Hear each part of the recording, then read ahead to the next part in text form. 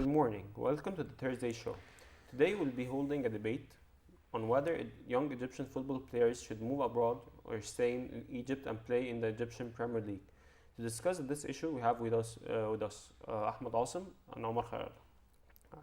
So, what are your personal opinions regarding players moving abroad? Start with Asim.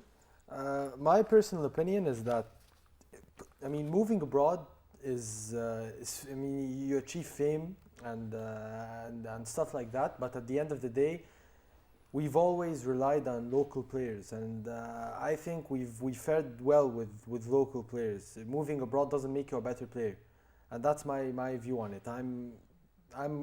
You could say I'm against moving abroad. So, I think I quite disagree with Asim. I think moving abroad is very beneficial for the players and eventually very beneficial for our national team.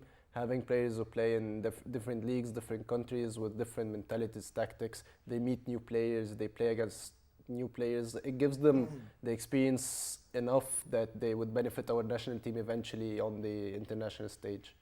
okay. So, from a personal development perspective, which is better for the player for his future? Well, definitely playing abroad. He's the system of developing players and making them learn new information is very different from the one that we have here. We have our system. There's no such thing as a youth development system in Egypt. Nothing has been set by the Egyptian Football Federation yet. It's very different. They outside or abroad, they focus with the player more. They want to make sure every player is developing well on a football level, on a psychological level, on a physical level, on even on a nutrition level. All of these factors help the player a lot become much better and much developed than staying here in Egypt. Okay. So, what's your take on that also? I think personally, of course, what Khairal was mentioning about, making him. They're making adapt, of course, to the local league, and they're working with him on a psychological level. They're working with him on a nutritional level, but at the same time, when you come to the Egyptian national team, you get exposed to very, very harsh conditions that really have nothing to do with Europe. You have really poor pitches. You play in for example, in Ramadan, very hot weather, and at the end of the day, what makes you adapt to such harsh circumstances is playing in Egypt, which is my personal take on why players should play in the local league and make the local league stronger as opposed to moving abroad. Okay. So, obviously, the Egyptian clubs benefit financially from players moving abroad. So, what's your take? Do you think that Egyptian clubs should focus on winning, competitions, or making financial gain? Well, why do you want financial gain in the first place? You want the funds in order to fund the team, in order for the team to win. When, for example, let's take Atletico Madrid, when they sold Radamel Falcao for around 40 million euros, they didn't sell him to just sit there and achieve mid-table. No, they hired a really good coach. Or they had a really good coach who then worked on the team, worked with the 40 million, worked with the revenues to establish them into one of Europe's best sides. That's the thing. If you don't want the way to benefit financially, the best way to utilize the funds is to win, because that generates more funds and so forth. So, what's your opinion on that, Haral? Well, I think there's two types of teams when we were talking about the Egyptian Premier League. We have the Ahlis and the Zamaleks. Then we have, let's say, the other teams. Like, for example, when the Arab contractors managed to get Mohamed Salah brought to Basel and then Nini to Basel, they're not a side that's recently been competing a lot. They've been a successful side back in the 70s and 80s, but not anymore. So they right now they be focusing more on making financial gains. So they sold Salah, if I remember correctly, for something that's around 10 million Egyptian pounds, and then they got another revenues when he moved from Basel to Chelsea.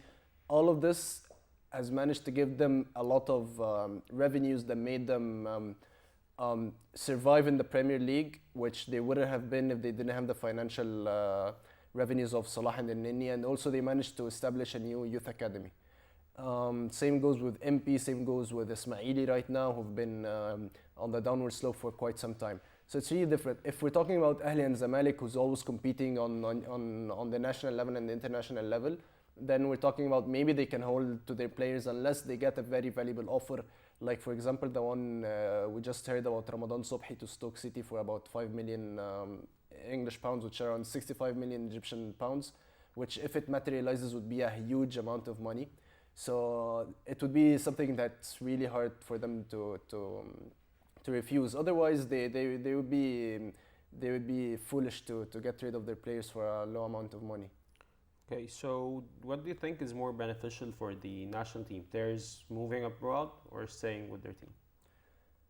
Well, the national team needs to have a mix of both. Some players are playing abroad and some players are staying here. But then, if we're not sending our players abroad, if we're not give them initiatives and incentives to play abroad, then we're going to have a group of local players, and this has not benefited us since after the 2010 African Cup of Nations success. So you need to mix and match between both. You need to send some of your players, and this is what we're having right now. We have our best players in Salah and in Inni, and Trezeguet, Ramadan Sobhi probably follow. Kokas right now in Portugal, and then you have some of the players here in Egypt, mainly your backline, your defensive midfielders. So this mix and match between both is giving you the best combination of the national team right now.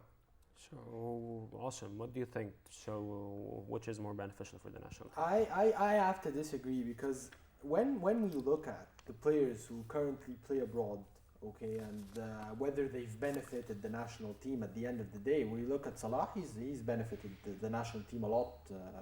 And then before moving to Arsenal, was regarded as a big liability in terms of Egypt. People used to say, "Oh, why are we playing El-Neni?" For example, and even some renowned media personnel said, "Oh, why are we playing El-Neni?" Okay, and then we look at Trezeguet and we look at Koka. Trezeguet played against Nigeria, then he was dropped in the second game for Ramadan Sobhi. Koka played in the game against Nigeria too. He missed a really good chance. Okay, we're not judging him by missing the chance, but at the end of the day, he was dropped for the second game and he wasn't even in the squad. And he played Marwan Mohsen, a player who was really successful as a young player, and then went on to play and now plays straight for Ismaili. So, whether have they really benefited the national team? It's up for debate. But in terms of who's more useful or successful for the national team, it's debatable between Marwan Mohsen and Koka for the second game against Nigeria. Of course, but Hector Cooper, whose squad list is always comprised of players playing abroad, he used to prefer them at the beginning. He dropped him for a player who plays for Ismaili. Ismaili haven't been playing really well this season. They're starting to up their game, but then they're in a downward slope once again. And it's basically we need, when we're discussing whether players should move abroad or whether they should stay, we really should be discussing the reforms that should be made to Egyptian football, because we're here in a system where the FA is pretty incompetent, where the backroom staff, there's all sorts of issues regarding conspiracy theories regarding the backroom staff. So it's not the case of the national team, but the case of national team, domestic league, cup, youth teams, etc. Okay, Khalil, do you think that the image of the national team having more players playing abroad, like for example Algeria and Ivory Coast, does it help the team to have a higher market value? Well, definitely. Like right now, right now Egypt has probably Roma's best player in the season, one of Italy's one of the best players in the Italian league. We have a player who made his breakthrough in the English league this season. We're talking about leagues that's watched by millions. The Premier League is watched by over 1 billion viewer each and every year. So all of this, if we compare it to the Ivory Coast or to Algeria, who almost all the players play in the top leagues in Europe, you can see the market value of a team like Algeria with with Mahrez, Brahimi, Slimani, Feghouli. All of these players are playing either in top 5 leagues or they're even competing in the Champions League or the Europa League. This gives the team a much higher market value than a team who only has players playing locally. So why are Egyptian players playing abroad not as successful as their North African rivals? For example, no, we don't yet have a Mahrez or a Yatoure or a Aubameyang. Yes. Well, I think it has to do with the mentality, and I think we're heading, like the players are traveling abroad right now. They're heading into a better direction than the ones who did so 5 to 6 years ago. Salah is proving to be very professional. Nini is proving to be very professional. He's not moaning when he's sitting on the bench. He's taking his chances. Trezeguet haven't featured for a year. He didn't moan about it at all. At the end of the year, Anderlecht actually signed him. Coca is moving from one side in the Portugal to a better side in Portugal. So the years before, we didn't have many professional players playing or traveling abroad. We had, for example, and this is just an example, Amr Zaki, who went and scored 12 goals in about 16 or 17 games. He was the top scorer in the English Premier League, and then he decided he wants to come back home. A very small example. So the shift in mentality, the expectations also on the players with social media and everything, and everyone, and the players now know exactly what the fans expect from them, what the fans think of them each and every game or each and every decision they make. It makes a huge difference, and it takes us to a higher level of success abroad. Okay, so what do you think about that, Asim? Why are players are not that successful as their Africans? I actually concur. I think Khairallah has made a really good point. I mean, it goes down to the mentality, but we also neglect the fact that some of those players are either shipped at a very young age, or they actually grew up in European nations. Like, for example, Mahrez grew up in France. Feghouli grew up in France. Feghouli even played for the France under-20, I think. And Brahimi grew up in France. And players like Yaya Toure, Drogba, etc., they were shipped at a very young age. I think Drogba started out in France when he was like 14 years old, 15. Before, I mean, he wanted to play for the Ivory Coast at the beginning, at the end of the day, but he was shipped off at a very young age. So he adapted. When he's reached about 20, 21, he's already adapted. He can move to other nations, and his career kickstarts from a very young age. So do you think, does it make a difference if a player originally played for a successful team with a huge fan base like Ahli and Zamalek before playing abroad, and whether the effect is positive or negative? I think from my perspective, it's a bit negative, because here in Ahli and Zamalek, you're exposed to all sorts of fame. You walk in the streets and everyone's like pointing at you. And for example, if Ramadan Sobhi goes and he takes a stroll down, for example, 90th Street or something, and people will like point at him, and he's Ramadan, etc. And he's not exposed to that sort of fame in abroad, so that impacts his performance, his adaptability. He's a star here, then he goes abroad and he's virtually unknown. So then he starts moaning about, why am I sitting on the bench? I was a star player in Egypt, but they don't really know that he was a star player in Egypt. So his career like takes a downward fall, should I say? Okay. So you've established that you're against players moving abroad. Pretty much. So when do you believe it's right for younger players to move abroad? For example, Ramadan Sobhi, when is the right time for him, or when to be a necessity for him to move abroad?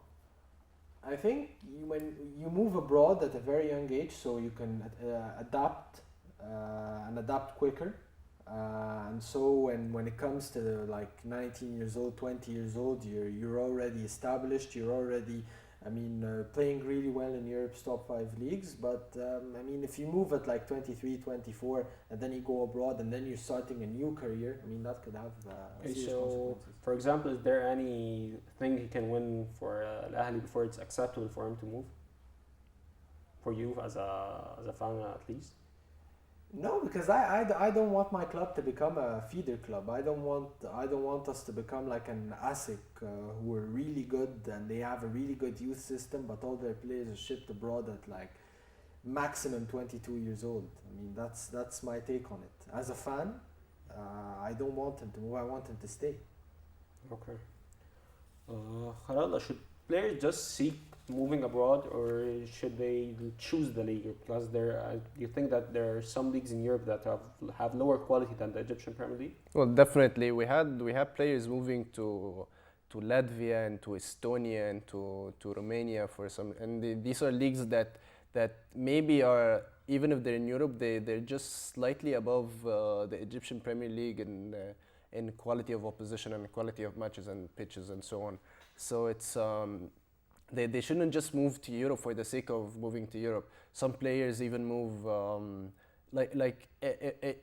it would be better for them to move, like for example, for the second division in England or in Germany or in France, rather than to play for champions of Estonia or Latvia, for example. With all due respect to all the teams there, so we had this misconception because like we had in a year about 12 players playing in the Portuguese league, but how many of them are there? There are only two, Ghazal and Coca. Everyone just came back to Egypt because they just travel for the sake of traveling. This should not be the mentality, and they will never succeed if that were the mentality. Coca traveled when he was 16, went to Portugal. He knew what he was doing. He wanted to be a star, and he's already a star in the Portuguese league. Just won the Portuguese Cup last night. So it makes a huge difference. Why are you traveling and how are you doing it? Since you mentioned Portugal, didn't we have players like Ali Ghazal, who was a regular player in Portugal, but when it comes to the national team, he didn't show any worth, to say the least, in Shawi Gharib time? Well, it was very different. In Portugal, he was playing. He is up to now playing as a central midfielder. Well, when he was brought to the national team, he was played as a centre back in a very different system. Also, the guy never played in Egypt, and this is something that I would agree with Asim, because he traveled when he was very young and spent almost all of his career right now in Portugal in one club, in one system, doing what he's doing for the past 5 to 6 years, if I remember correctly.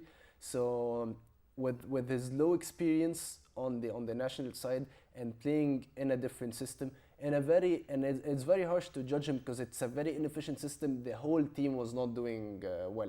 We didn't qualify for the African Cup of Nations. We played around 6 horrendous matches under Shawi Gharib that made us that he was eventually sacked after failing to qualify. So it's very unfair to judge him for this era only. Okay, so when players leave Egypt, how can we keep our league competitive and strong? We have to look at the North African leagues and take them as an example. For example, Tunisia in one season they lost Fakhruddin bin Youssef. They lost Fergani Sassi, and now they're losing Ali Maloul. They lose a lot of players to teams abroad, but at the end of the day, when a player leaves, there's another player who comes and he takes his place and becomes a starter and becomes a world beater once again.